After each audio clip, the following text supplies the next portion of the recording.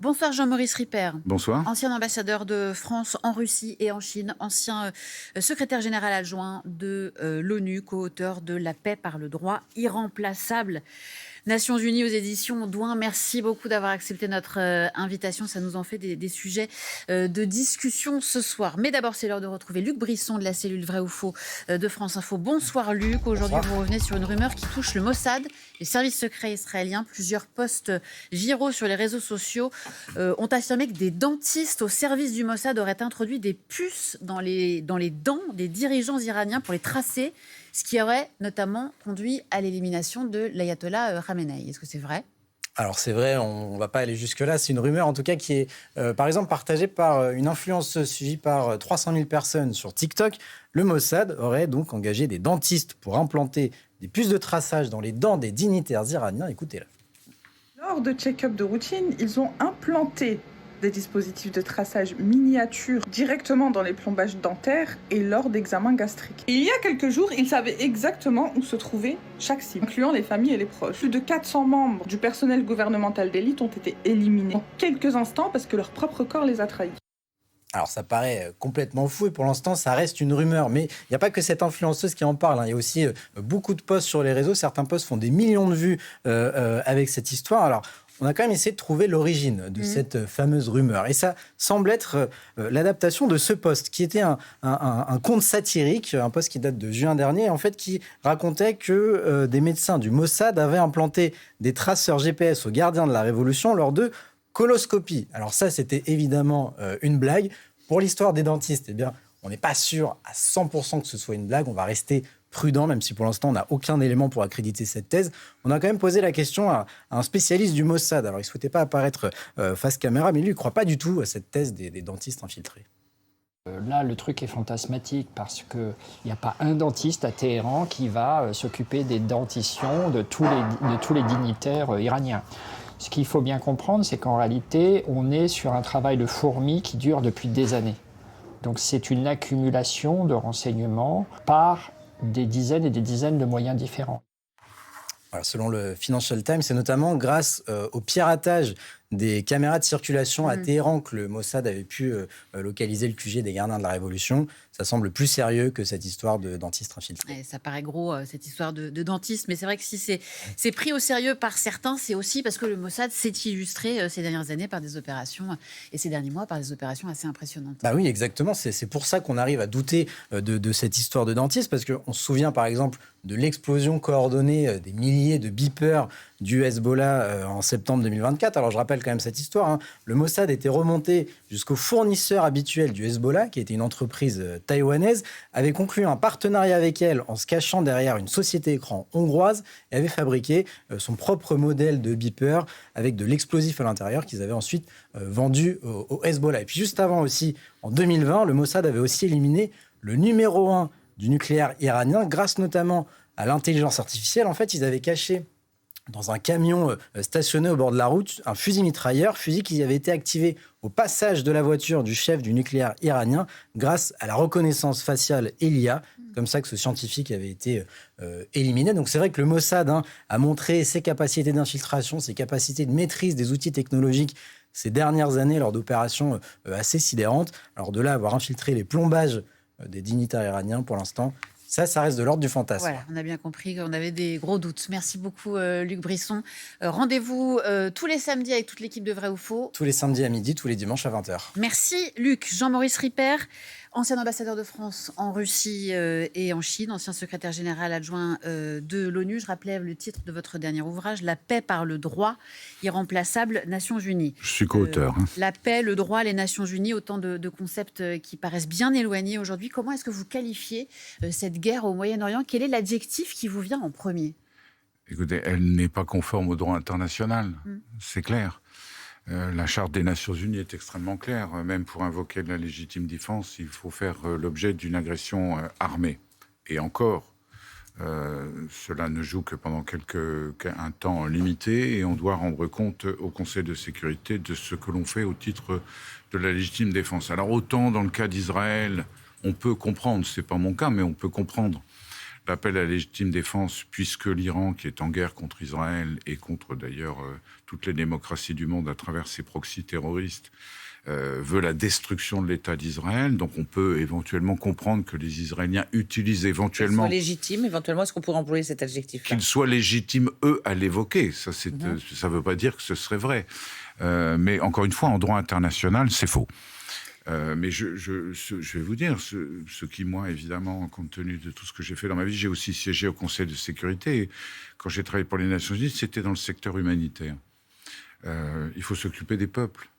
Il faut aller aux Nations Unies parce que c'est la seule source de légitimité qui devra nous permettre, à un moment donné, de prendre des décisions pour sauver ce qui peut encore l'être. Parce qu'on en est, semble-t-il, à plusieurs centaines de morts déjà au Liban. Il y a certainement des centaines de morts en Iran. Il y a eu des dizaines de morts dans les États du Golfe, en Israël aussi.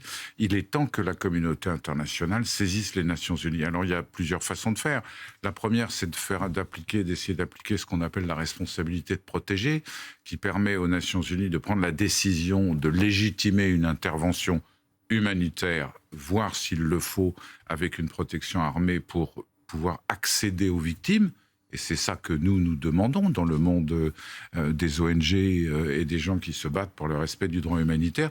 Il faut apporter d'urgence de l'aide. Vous avez vu plusieurs centaines de milliers de réfugiés déjà de déplacés au Liban, à travers le Golfe, en Israël aussi, mais je pense qu'Israël, pour l'instant, ne semble pas avoir besoin d'aide humanitaire. En revanche, les Libanais en ont besoin, et les populations iraniennes aussi. Donc il faut d'urgence que le Conseil de sécurité se réunisse pour demander aux combattants, quels qu'ils soient, comme dans toutes les situations de crise, de laisser passer de l'aide humanitaire. Alors la France...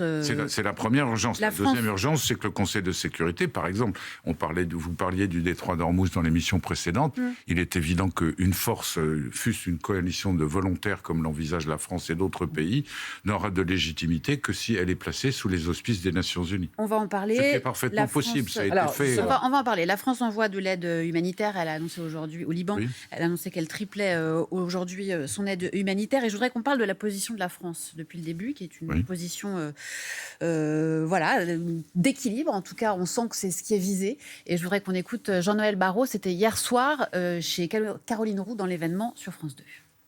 Cette guerre a commencé par des frappes israéliennes et américaines que nous ne pouvions approuver parce qu'elles se faisaient sans but précisément défini et surtout en dehors du droit international. Donc nous la condamnons. Donc non, cette guerre, nous ne l'avons pas approuvée et nous n'y avons pas participé. Nous ne l'approuvons pas et nous n'y participons pas. Voilà, évidemment, chaque mot compte. La France n'approuve pas, ne participe pas, mais il ne dit pas que la France condamne. Mais excusez-moi, ça changerait quoi ? Cette guerre, personne ne l'a voulu, en dehors des Israéliens, des Américains et des Iraniens, je le rappelle quand même, parce que dans cette guerre, il y a des éléments quand même. C'est l'Iran qui a refusé de poursuivre les négociations sur le nucléaire. C'est l'Iran qui a constamment refusé l'accès de l'Agence internationale de l'énergie atomique des Nations Unies à ces sites nucléaires. Et c'est l'Iran qui a demandé au Hezbollah de frapper, aux Houthis, et autres proxys. Donc tous ces trois pays sont d'accord pour se faire la guerre, c'est un fait. Quand nous disons, la France et presque tout le reste du monde d'ailleurs, que cette guerre n'est pas conforme au droit international, par définition, ça veut dire qu'on ne la soutient pas et qu'on la condamne. Mais donc c'est la bonne position, c'est la position d'équilibre. J'ai du mal à imaginer qu'il puisse y en avoir une autre. Ça voudrait dire quoi, condamner ? Ça veut dire qu'on serait du côté des Iraniens ? Certainement pas. Donc moi je pense que le gouvernement fait ce qu'il peut, le président de la République et les Européens en général, peut-être l'Espagne a commencé à se désolidariser un petit peu d'une sorte de consensus qui commençait à se créer à l'Union européenne, mais tout le monde désapprouve cette guerre, tout le monde aimerait qu'elle s'arrête, tout le monde aimerait qu'on puisse porter secours aux populations civiles. Ça ne veut pas dire pour autant qu'on soutient l'Iran. Il faut être clair. L'Iran a tué, je le rappelle, des diplomates français et des populations françaises. L'Iran a financé toute une série de groupes terroristes à travers le monde.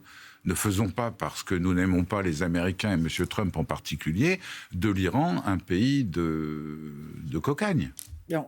Et voyez ce qui s'est passé contre la propre population iranienne. Parce que quand je dis qu'il faut apporter du secours aux populations iraniennes, évidemment, c'est à la fois contre les frappes aériennes américaines, mais c'est aussi pour essayer de soulager ceux qui sont victimes de la répression épouvantable du régime iranien contre sa propre population. S'entendre est-ce que dans la pédagogie qu'on peut faire vis-à-vis des Français, ou vis-à-vis de la nation, ou de l'opinion, on ne peut pas être un peu plus... comment dire, on donne un peu l'impression de flotter, d'être... C'est je vous demande difficile l'équilibre en diplomatie, il faut l'accepter. Je pense juste, est-ce que si on dit aux Français, il faut faire un effort temporaire parce que sur les prix de l'essence, sur ceci, sur cela, est-ce qu'il ne faut pas essayer d'être un peu plus, au lieu de répéter que c'est défensif, qu'on participe pas, est-ce que c'est quelque chose qui est audible pour les gens, ou alors c'est juste... C'est la réalité. Nous sommes dans une position défensive. L'envoi de l'escadre en Méditerranée, de l'escadre du Charles de Gaulle, a pour objectif, vous le savez, de rassembler du renseignement, d'envoyer un signal de protection à nos partenaires européens, Chypre et la Grèce, à travers la Crète, puis nos amis du Golfe. S'il le faut, je comprends que le président de la République serait d'accord pour qu'elle passe le canal et qu'elle se rende éventuellement, s'il le fallait, en mer Rouge, ou participe à des opérations pour sécuriter le détroit d'Ormuz. Ça n'est pas la France qui a voulu cette guerre. Je comprends la colère des gens à la pompe. Hein. Moi, je suis comme tout le monde. Ça ne me fait pas plaisir, même si je roule en électrique. Bon, mais ça n'est pas la France qui décide du prix du... Non. Mais donc, je pense qu'il ne faut pas non plus... pour être plus compréhensible, se donner des postures, ou adopter des postures qui pourraient être démenties demain. Je pense que la prudence dont fait état le président de la République et les chefs différents des armées françaises est adaptée à la situation. C'est d'ailleurs celle du monde entier. Je parlais des critiques, je pensais notamment à celle de Dominique de Villepin, ancien ministre des Affaires étrangères, et qui a dit l'Espagne sauve l'honneur de l'Europe. L'Espagne qui a donc refusé aux Américains d'utiliser ses bases militaires. Je ne vais pas commenter les propos de M. de Villepin. Il est candidat aux élections présidentielles, manifestement. Il dit ce qu'il veut. Et la caméra n'était pas sur vous quand Sonia vous a posé la question, vous avez fait... Bon. Non, mais si vous voulez, je pense qu'il y a aussi un problème qu'il faut quand même énoncer avec des mots extrêmement... faire très attention à ce qu'on dit. Il y a dans ce conflit des éléments qui dépassent les faits même de la guerre. Il y a dans toute une partie de l'opinion publique, y compris en France, des gens qui pensent tout simplement que si l'État d'Israël n'existait pas, ça irait mieux. Qu'il n'y aurait pas de guerre au Moyen-Orient ou au Proche-Orient, qu'il n'y aurait pas de terrorisme et que tout irait bien, que l'essence probablement serait vendue à 50 centimes le litre. Il y a des gens qui pensent ça. Et il y a des gens qui, vous le savez, construisent sur cette pensée des opinions qui tiennent au racisme et à l'antisémitisme, comme dans l'autre sens. Il y a des gens qui confondent le peuple musulman et l'islamisme et qui fabriquent, au nom de ce rejet de l'islamisme et du terrorisme, des positions racistes et qui condamnées par principe. Je pense que les deux positions sont erronées. Le fait que M. Trump viole le droit international en faisant cette guerre, le fait que M. Netanyahou viole le droit international en faisant cette guerre, n'empêche rien, au droit d'Israël à exister, ça c'est du droit international, et je rappelle que la France a voté, c'est d'ailleurs sa voix qui a fait la différence historiquement, la création de l'État d'Israël, que pas grand monde, y compris dans le Golfe, ne le conteste. En même temps, il faut évidemment que la population iranienne retrouve la liberté et les droits qui lui sont garantis, elle aussi, par la Charte des Nations Unies. Et donc, c'est vrai qu'on est obligé d'avoir, de mon point de vue, une position équilibrée. Oui, mais quand vous parlez tout à l'heure, c'est le titre du livre dont vous êtes co-auteur, La paix par le droit, vu la composition du Conseil de sécurité, oui, parce qu'il y a ou la guerre, ou pas la guerre, et des instances qui ont été créées, justement, pour éviter la guerre, avec une efficacité qui, dans les 50 dernières années, n'a pas été d'une éclatante... L'efficacité n'a jamais été là quand une des trois superpuissances était engagée dans un conflit. Elles y sont encore, là, pour l'instant. Donc mais je pense que, ça ne doit pas nous empêcher, puisque nous proclamons notre respect du droit, de saisir le Conseil de sécurité et d'obliger ceux qui s'y opposeront à se justifier. Par ailleurs, vous le savez, il y a une véritable bronca au sein des Nations Unies actuellement, et il y a une résolution qui a été adoptée à l'unanimité, à une très très large majorité, à 2 reprises, à l'initiative des petits petits États, menés notamment par le Liechtenstein, qui explique que quand un veto est mis au Conseil de sécurité, l'Assemblée générale se réunit de droit au bout de 10 jours pour prendre des décisions. Alors, l'Assemblée générale ne peut pas décréter et envoyer, ne peut pas faire appliquer, elle ne peut pas substituer au Conseil, mais elle peut légitimer toute une série d'actions internationales. Et si les Américains s'opposaient, ou les Russes ou les Chinois, à une résolution au Conseil de sécurité qui serait probablement balancée en condamnant un peu tout le monde, eh bien l'Assemblée générale peut parfaitement endosser la responsabilité de protéger, décider qu'il faut rétablir la paix dans le détroit d'Ormuz, comme on l'a fait dans la lutte contre le terrorisme et la piraterie dans l'océan Indien. Personne ne défendait... Mais l'Iran est défendu par... Qui défend l'Iran ? Les Chinois et les Russes ? Les Chinois fournissent encore, semble-t-il, des armes à l'Iran. Globalement, il n'y a pas une grande communauté comme par rapport aux terroristes. Les Chinois, comme à l'habitude, demandent la paix internationale, la coopération... Et tout ira mieux comme ça. Nous sommes d'ailleurs tous d'accord. Poutine l'a dit clairement. M. Poutine l'a dit clairement. Mais il ne vous a pas échappé que M. Poutine a déclaré la guerre à l'Europe et aux démocraties du monde. Non. Comme d'ailleurs l'ayatollah Khamenei, après l'ayatollah Khomeini, et probablement le fils, encore que... En termes de fake news, je suis étonné que vous ne mentionniez pas le fait qu'apparemment il y a un vrai sujet qui est... On a fait une demi-heure. Alors excusez-moi. On a fait une demi-heure d'émission. Non, c'est parce que personne ne sait où il est. Ce qui serait un signe de faiblesse s'il était effectivement incapable de régner. Les Iraniens disent que sous 48 heures il s'exprimera. Oui. Sera-ce un message on verra. Mais en tout cas, si vous voulez, oui, que deux superpuissances aux vocations aujourd'hui, aux revendications hégémoniques et impérialistes comme la Chine et la Russie s'allient à l'Iran face à une guerre déclenchée par la troisième puissance à vocation hégémonique, il y a hélas rien que de plus consternant que d'habitude, parce que comme ils s'en prennent à l'Iran, évidemment ça fait beaucoup plus peur, et on le comprend, et on voit d'ailleurs cette guerre est absolument épouvantable, mais cette convergence entre les trois empires qui se revendiquent comme de nouveaux empires pour affaiblir le système international, le droit international et les droits humains, c'est précisément cela que nous dénonçons. Et il faut casser cela. Pour casser cela, il faut que les Européens prennent leurs responsabilités avec les grands pays du Sud. Il faut évidemment qu'on s'allie avec les Brésiliens, avec les Indiens, avec les grands pays du Sud qui ne veulent plus de cette politique hégémonique et de guerre, mais qui, pour autant, n'en condamne pas les Nations Unies, le droit international ou les droits humains. La France, pour le moment, a concentré sa réponse défensive, comme vous le rappeliez, Emmanuel Macron a beaucoup insisté sur ce terme, en déployant un important dispositif militaire naval dans la région. On a 8 frégates, 2 porte-hélicoptères amphibies et le fameux Charles de Gaulle, dont les militaires ont coutume de dire que c'est 42 000 tonnes de diplomatie. Je vois que vous levez les yeux au ciel. Qu'est-ce que ça veut dire, cette formule ? C'est surtout une escadre extrêmement puissante. Et moi, je me réjouis personnellement que la France soit là, soit présente, et notamment aide ses partenaires traditionnels au Liban, parce qu'il n'y a pas beaucoup de pays qui le font. Et ça assoit la puissance de la... Je signale que les seuls qui sont présents, qui ont été présents pendant 40 ans ou 50 ans en Palestine, à Gaza, c'était les Nations Unies. Les seuls qui se préoccupent du sort du Liban, en dehors de la France et de 2 ou 3 autres pays, ce sont les Nations Unies. Comme sur la plupart des terrains, parce qu'on pourrait parler de la guerre, de la situation des Rohingyas birmans, de la guerre dans l'Est du Congo, ou de la guerre au Soudan, et pendant qu'on voit à la télévision tous les jours l'Iran, des dizaines de milliers de gens meurent tous les jours. C'est, selon les Nations Unies, la plus grande catastrophe humanitaire des 20 dernières années, ce qui se passe au Soudan. Personne n'en parle. Il y a eu un reportage dans le 20... Non, mais je ne vais pas défendre être corporate bêtement. Non, mais on a consacré de longs reportages. Ce que je veux dire, c'est que personne n'en parle quand on parle de guerre et du rôle des Nations Unies. Donc, il faut voir aussi tout cela. Les Nations Unies, ce sont des dizaines d'agences qui essayent de survivre malgré les coupes budgétaires épouvantables de Trump, excusez-moi, et des Européens. Moi, je suis obligé de reconnaître que tous les Européens, y compris la France, nous avons baissé de plus de 50% notre aide au développement en 2 ans. En 2 ans. Donc les Nations Unies risquent la fin pour toute une série de programmes, mais les Nations Unies sont là tous les jours dans les lieux de misère du monde et sur les zones de conflit. Même si le Conseil de sécurité, sur le plan effectivement, 1, politique, et 2, de la légitimation du recours à la force, ne fonctionne pas, c'est clair. Et que donc il va falloir réformer les Nations Unies, c'est ce que nous expliquons d'ailleurs. La France, en tant que membre permanent du Conseil de sécurité, toujours, a encore une voix qui peut s'écouter dans le monde, une voix qui porte. Elle l'a toujours eu, je veux dire. On entend beaucoup ces derniers temps quand même oui, que... Oui, je sais. Alors là encore, je vais prendre le coup peut-être de quelque chose que je trouve extraordinaire. Qu'on dit, là, il faut que la France redevienne une grande puissance. Je ne sais pas quand la France était une grande puissance dans l'histoire.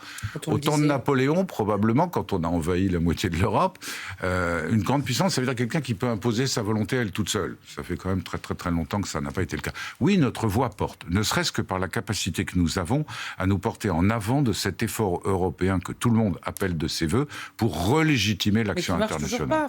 Mais ça prend du temps. Si l'ONU n'était pas comme elle est, ça serait bien le Conseil de sécurité. Si l'Europe de la défense existait, on n'en serait pas là. Et si on était d'accord entre nous, on pourrait faire quelque chose. Écoutez, sauf que sans... ça vient qui aujourd'hui, et vous le savez mieux que quiconque, Nathalie, moi je vous écoute tous les jours, qui fournit aujourd'hui plus de 50% du renseignement, plus de 50% de l'aide militaire et plus de 50% de l'aide financière à l'Ukraine? Qui empêche l'Ukraine de perdre? L'Europe. Oui. Alors arrêtons de dire que ça ne marche pas. On vient de débloquer 90 milliards. Combien Trump a-t-il donné à l'Ukraine ces derniers 6 mois? Je ne dis pas que ça ne marche pas. Je dis que, notamment pour l'histoire du gel ou de la récupération des avoirs, ça ne va pas assez vite. On a été obligé de trouver un autre mécanisme. Nous respectons le droit. C'est-à-dire le problème, c'est que comme nous réclamons l'application du droit, nous essayons de le respecter. Il se trouve que les mécanismes bancaires, moi je ne suis pas un spécialiste, font que c'est très compliqué, qu'apparemment nos amis belges ont quelques états d'âme. Enfin, il faut en tenir compte. Mais ça avance pas assez vite, je suis d'accord avec vous, mais vous verrez cette coalition des volontaires, avec une légitimité des Nations Unies, notamment sur l'affaire du détroit d'Ormuz, ça va venir. C'est la bataille de cette guerre, le contrôle du détroit d'Ormuz? C'est la bataille dans la mesure où la libération du détroit d'Ormuz veut dire que les forces coalisées israélo-américaines et une force internationale Nations Unies, s'il le fallait, auraient mis à bas tous les moyens d'attaque qui sont situés tout le long du détroit d'Ormuz, du côté iranien, avec notamment toute une série, vous le savez, de batteries de missiles, de drones. Alors on nous dit qu'il en disparaît tous les jours, on nous dit qu'il n'y a plus de marine iranienne, maintenant on nous parle de mines. S'il y a effectivement 2000 mines, comme je l'ai entendu sur votre antenne, ça veut dire des semaines de travail avant que les bâtiments puissent passer. Hein. Et si on pouvait le faire? Et si on pouvait le faire. Donc ça veut dire que... militairement, on a déjà la capacité de le faire et de patrouiller. Le problème, c'est d'affaiblir suffisamment les attaques avant, pour pas qu'on des Houthis, des proxys et des milices des Pasdaran. Avec des répercussions économiques dont on n'a pas fini de parler, évidemment. Emmanuel Macron a dit aujourd'hui, on vit le coût de la dépendance. On a lu dans le Wall Street Journal que la Chine avait accumulé ces dernières années des ressources et modifié son économie. On connaît aujourd'hui le poids des renouvelables. Depuis des années, en prévision d'une guerre au Moyen-Orient. Vous l'avez observé? Non, sur la Chine, la Chine, ces dernières années, mais très récemment, a enfin pris conscience des pertes dramatiques de la biodiversité en Chine et de l'impact du réchauffement climatique. Hein. La moitié nord de la Chine se désertifie, l'autre moitié est sous les eaux la moitié de l'année. Donc c'est une catastrophe climatique, la Chine. Donc c'est pas par crainte d'une guerre pétrolière? Les autorités chinoises ont enfin compris le risque colossal pour l'économie chinoise. Par ailleurs, la Chine exerce son influence, vous le savez très bien, elle exporte apparemment un certain nombre de technologies ou d'armes, je ne sais pas par quel chemin d'ailleurs, vers l'Iran, en contrepartie de quoi il semble que les Iraniens acceptent d'essayer de laisser passer un certain nombre de cargos. Mais vous savez, c'est pas parce qu'ils laissent passer 5 cargos chinois que ça va résoudre le problème, parce que c'est toute l'Asie qui est en réalité dépendante, vous le savez. L'Europe, c'est 5% du trafic, hein. C'est rien du tout, en réalité. La première victime, c'est l'Inde. C'est pas la Chine, d'ailleurs, c'est l'Inde, et ensuite c'est la Chine. Et puis tous les pays asiatiques. Tous les pays asiatiques. Donc c'est une catastrophe absolue, ça c'est clair. La Russie, ça sera la grande gagnante de cette affaire? Oui, on peut le dire comme ça. La Russie, pour l'instant, elle est empêtrée en Ukraine, elle n'arrive pas à gagner cette guerre. Vous vous souvenez, une guerre qui devait durer 3 jours. D'ailleurs, on l'a tous pensé quand on a vu les chars à 30 km de Kiev. On en est à 4 ans, elle a gagné 4% du territoire supplémentaire par rapport à ce qu'elle, ou 5% par rapport à ce qu'elle avait il y a 4 ans. Donc elle est engluée dans cette guerre. Monsieur Poutine fait des tas de déclarations. Il est prêt à vendre son pétrole et son gaz à n'importe qui, ça on le comprend. Évidemment, il essaye de faire des bonnes affaires. Mais de ce point de vue-là, les États-Unis aussi essayent de vendre leur gaz naturel liquéfié et leur gaz de schiste à cause de la crise. Il y a des profiteurs de crise. Je crois que c'est vrai que ça montre, et ça va faire avancer l'Europe une fois de plus. Vous le savez bien. On avance plus vite ou moins lentement en période de crise, de se rendre compte que toutes les formes de dépendance sont mauvaises. Mais souvenez-vous, il y a 3-4 ans, quand la France a parlé pour la première fois d'autonomie stratégique à propos de l'Europe, tout le monde a souri. J'étais entouré de diplomates professionnels qui souriaient gentiment en disant « mais il ne sait pas de quoi il parle ». On y est presque. c'est quand même extraordinaire, parce que malgré les prix à la pompe qui augmentent, ça augmente beaucoup moins qu'ailleurs. Et c'est quand même lié au fait qu'on a réussi ce miracle en 2-3 ans, quand même, de s'affranchir à peu près complètement du gaz russe. Alors là, on tombe sur un deuxième problème. Il va falloir le régler aussi. C'est pas facile, pour faire vivre 500 millions d'habitants dans des pays développés, à peu près un peu moins, 480 millions d'habitants dans des pays développés, uniquement avec des énergies renouvelables et du nucléaire. Là, on n'y est pas. Non, on n'y est clairement pas. Merci beaucoup, Jean-Maurice Ripert, d'avoir été notre invité, ancien ambassadeur de France en Russie, en Chine, ancien secrétaire général adjoint de l'ONU et co-auteur de La paix par le droit, irremplaçable, Nations Unies. Vous nous l'avez encore expliqué ce soir. Merci d'avoir été notre invité. Merci Nathalie. La météo et le JT Monde et les informés. Excellente soirée avec nous sur France Info.